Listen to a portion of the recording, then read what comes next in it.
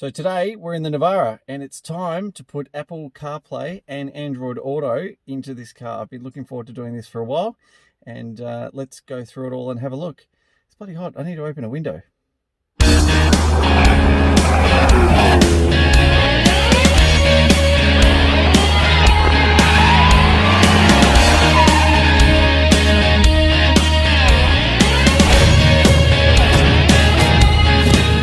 So what do you get in the box?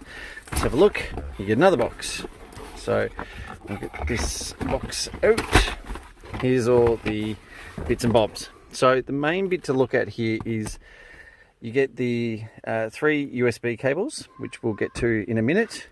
You've got a aux in, which you can pop in. This is for your screen to the box.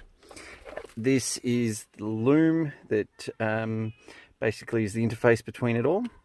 And I haven't had a look. This one here, some sticky pads that you can put down, some instructions, and this speaker here I found out isn't necessary. So they send this with all the advanced models, so don't worry about it for your Navara. And this is the GPS antenna with a extra module that's there. Now these little plugs that you've got here, you can actually plug them in and run outputs to headsets and seat headrest screens and things like that. So we might do that in the future, but for the time being, I'm hoping I can put the box somewhere under here. It looks like it might be a bit too wide, but we'll get to that and have a look. My screen, my setup is the Bose D40 STX 550 Navara 2012 model. As you can see here, I've installed one of my Zatotech screens for my gauges, so they will have to come out so that we can remove this piece here. So at the moment, for those that haven't taken this piece out of their car, there's 2 screws that sit right in the back that are an absolute pain in the backside to get to. I've left them out, so for me this will be easy, but you've got to basically take the box out here, the glove box out here and the trim out there so that you can get to those 2 screens. So the 2 screws, sorry. So let's go through it all and have a look.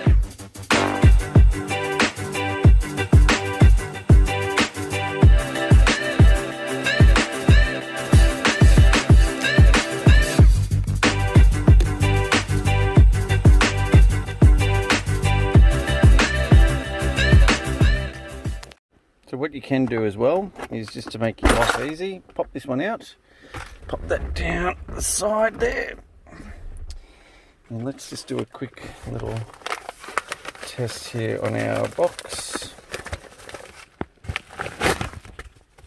Okay, so this is the box itself, all your plugins and what have you, antennas and Bluetooth receivers. So if we have a look, we are very lucky that'll fit. So what we can obviously do is secure that down there. As you can see down there, there's some pretty open space, good amount of real estate for us on this one. So let's get cracking into it and we'll get all the rest of the gear out. Okay, so next, once you lift up the trim, pop it to the side, 2 screws there, and there's 1 and 2 on the other side as well, just underneath. So I want to take pretty much as most of it out as I can, so I can run the cabling down the side of the tunnel here. These are my tabs for the screen, so you just slightly bend them out of the way. So let's get into those ones and remove them now. Okay, next, once you've got your pocket out, just pop it to the side. I've got a couple of cables that I'd rather not pull through, so I'm just leaving it there. This section here should just simply pop out. Now, the strongest bit of advice I can give you, I did this previously and I hope no one else does. As you're pulling this out, do not drag it down the front of your screen. You will scratch it and it will wreck it and look horrible. I did it, 150 bucks later for a new screen. Yeah, wasn't overly impressed. So be very careful when you pull this one out, and we'll have a look at the plugs in the back once I've got it off. Alright, so as you can see, plenty of plugs. Now, there's one over there, which is the hazard switch, and these are all the ones that go into the back of the screen, stereo, the climate control, and all that. Do not be scared. They literally, there is 1, 2, 3, 4, 5, 6, 7, 8, 9, 10, and they only fit in one way. So you cannot stuff this up. Basically, the next bit we've got to get to is the back of the screen to put our loom behind, and then we can start putting it all back together. So the screen has a bolt there, one there, one up top, and one down there. They're the 4 that will get the screen out. Okay, so without trying to pull everything apart, that plug there is the one you want. This one stays in, so we're just tapping into this one. So what we do here is, let me just get this one sorted. This white one goes to the box. This grey one here is the screen, and this one goes into the actual plug itself. So let's get onto it. We'll get that back in, feed that back down into the cabin, and we'll put the screen back in. Okay, so first hiccup. Now, this cable here isn't long enough to sit where I wanted the box to go. Oops, focus where we're going. So as you can see, it's right out. So the next best option to put the box is tuck it down here. Now, there is plenty of room down there. Hindsight, yeah, that's probably the smarter way to put it, and smarter place to put it. Easiest solution is I'm actually going to be getting some USB extension ports as well, which plug into the back of this as well. So you probably want to face the USB plug this way. So that lines up to the back of the screen, and you can mount your USB all the way through, which actually will work out probably better in the long run, but wasn't where we planned it. So if you're installing it into your car, just be mindful, it will not reach all the way down where I'd originally said I wanted to put it. So let's mount it up in there. Probably going to be clever. There's no real mounting screws or mounting holes that we can sort of tap into. So it's going to probably be the old cable ties on this one. So cancel that. I've decided that I'm going to mount the second loom. So the second loom, the reason I want to do this is so I can get all these cables and securely fasten them so that we don't have any rattling or any noises or anything like that. And then once we've got that, because we've got such a good amount of extension that we can use, we can pull it forward and push it to the back of the screen. So let's plug them up, and I'll show you how that sits. Alright, so I've clicked all the loom plugs together. That's the back of the Nissan loom. This goes into the Nifty City loom, and then that goes into the back of the screen. All the other plugs that are down here, they remain as normal. And this, if we follow, if we've got this tucked in, whoops. So that is the only one that then plugs into the back of the box here. So as you can see, there's a fairly large amount of loom. So what we'll probably do is we'll just tidy this right up now, and I'm just going to zip over to the shed and get some cable ties. This is always the point halfway where you look at it and go, oh dear. Regardless, I've found a better way. I know this sounds a bit silly, but I noticed in the pack that just you can't really see. It comes with a Velcro strip, and I've decided to use that instead of cable ties because that's the drifter in me. But anyway, so okay, we've got cables plugged in there. The blue one that's just down in the bottom, we just need to connect to our GPS antenna. And I've decided that, I don't know if we can see it, but there's a ledge just in the back there that is the top of this glove box. So I'm going to mount the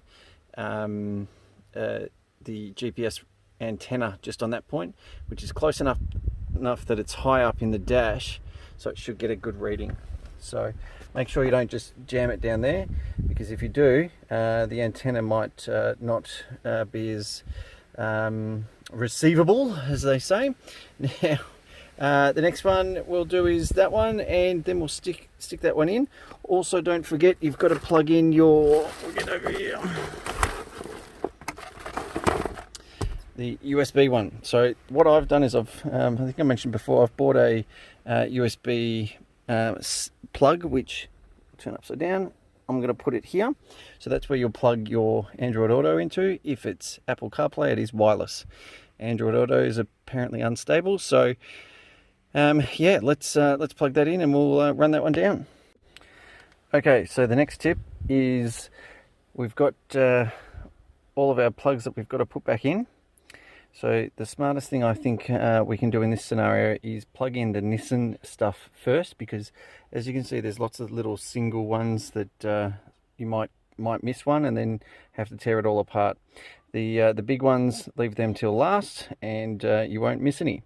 And just for reference, you can see where the GPS module has just sat just in there. So that's a cracker of a little spot. I'm actually happy with that. That's all tucked down, the little box down the back as well. So it's literally plug it all up and hopefully it should be right.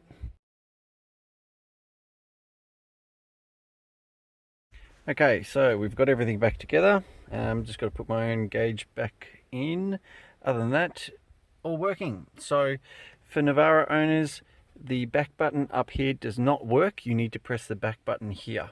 Okay, so basically once you've got all your down here, I've just mounted all my USBs just down here shortly a moment ago. Connect to one of the USBs with the dongle, and then the dongle gets connected to your phone, which I'll plug in. And sorry, my phone stopped recording. Yes, so once you've connected your dongle, and then as you can see, we've got Google Maps. This was fantastic. I had a couple of hiccups where the guys helped me out. I had basically the issue I had was one of the plugs I needed to rejig. Other than that, it was quite straightforward, quite easy.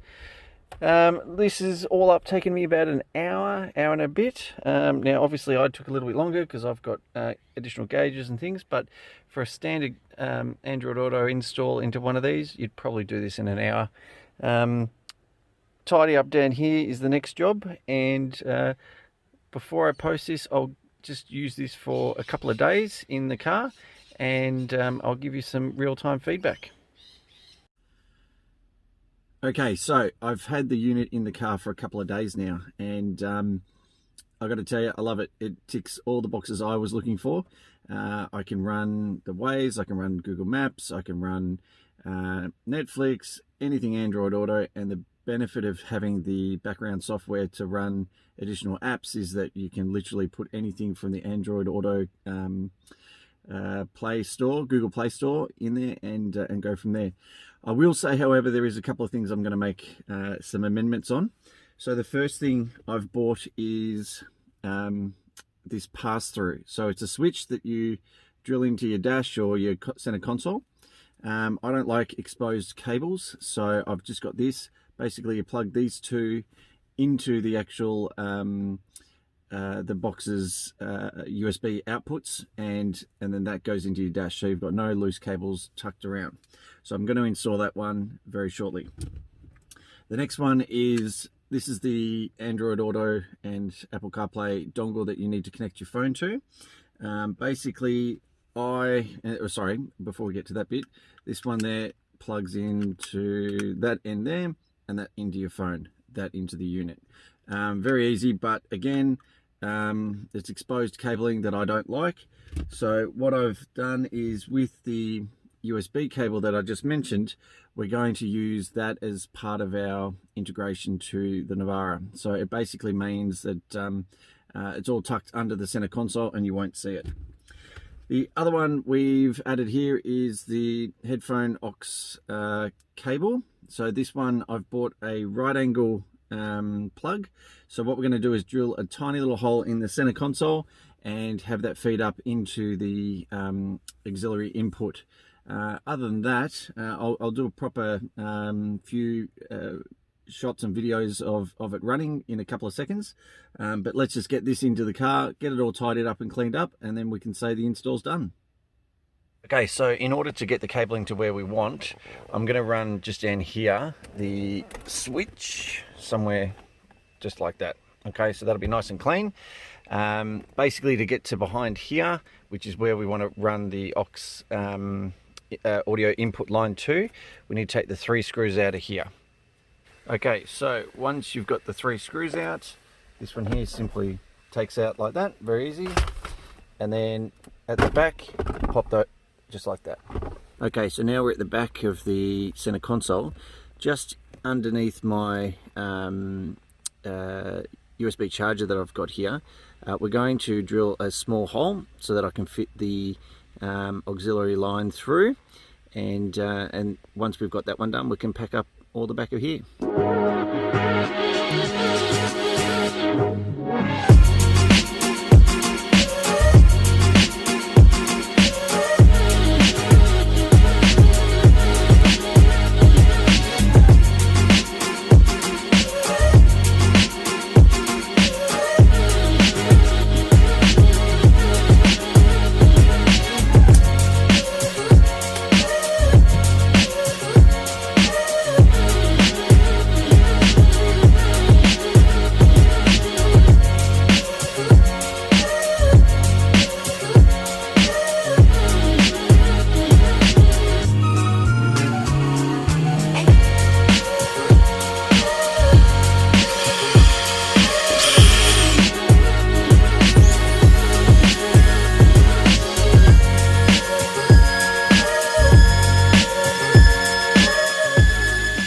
Okay, so next that little mess is going to get tidied up, but as you can tell, we've now got the cable running through a little hole just down there.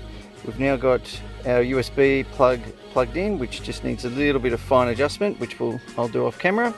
Tidy up the cables, throw it all back together, and we're all sorted. So got to say, this is fantastic.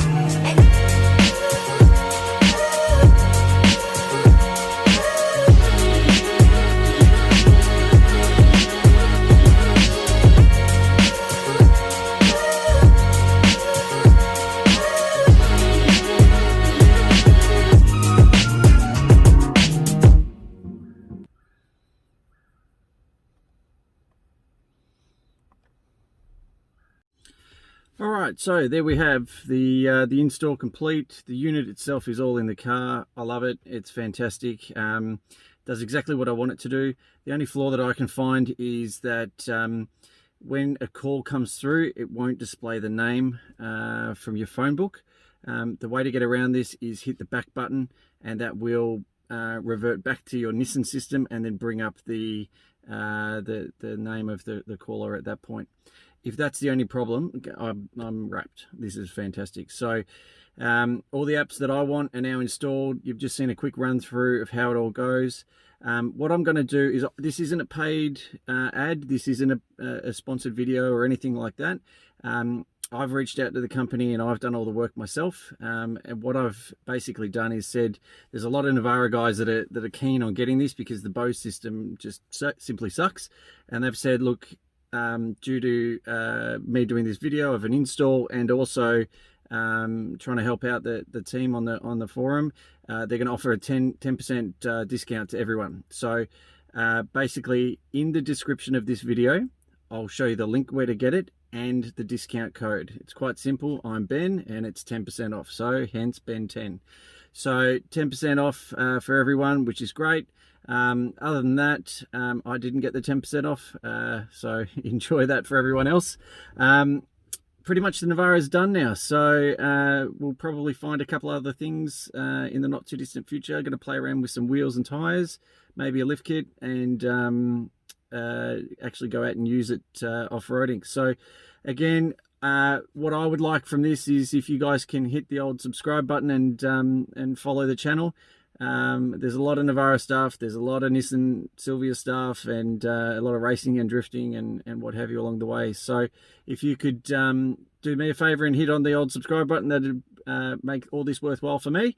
Otherwise, jump in, grab a unit, install it, tell me in the comments below how you went. For me, it was literally no more than 2 hours, including videoing. So that in itself takes a bit of time, and trimming the little USB fascia into the dash as well. So there was some little fiddly bits in there. So really, anyone that wants to get into this, it really isn't a hard project. I loved it.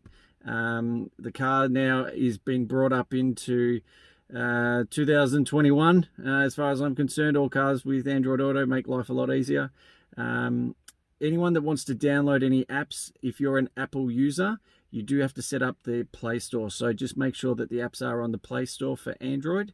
I did see a couple of comments that in my original post that wondering if the apps on the phone would transfer across. It is an Android box, so you do need to access the apps via the Android store. The unit itself, I'll put all the pricing in the description as well, where to get it and the links and what have you. Other than that, go out, get it into your car. It is one of the best things I've done at Navara. I love it. Thanks again, guys. Cheers.